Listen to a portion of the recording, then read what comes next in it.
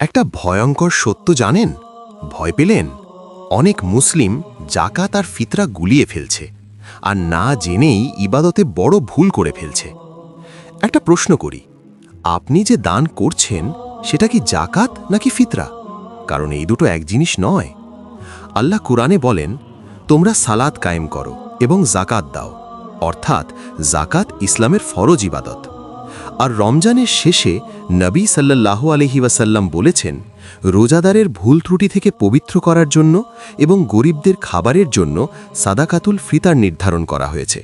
অর্থাৎ সহজভাবে মনে রাখুন, জাকাত সম্পত্তির 2.5% বছরে একবার দিতে হয় এবং ফিতরা রমজানের শেষে ঈদের নামাজের আগেই দিতে হয়।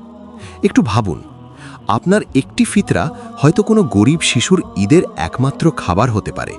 একটু ভেবে দেখুন। এই ভিডিওটা শেয়ার করুন। হয়তো আপনার একটি শেয়ার হাজারো মুসলিমকে সঠিকভাবে জাকাত ও ফিতরা দিতে সাহায্য করবে। এরকম আরও ইসলামিক ও দ্বীনি ভিডিও পেতে চ্যানেলটি লাইক, সাবস্ক্রাইব করে আমাদের সাথেই থাকুন। আল্লাহ সুবহানাহু ওয়া তাআলা আমাদের সকলকে দ্বীনের সঠিক বুঝ দান করুন। আমিন।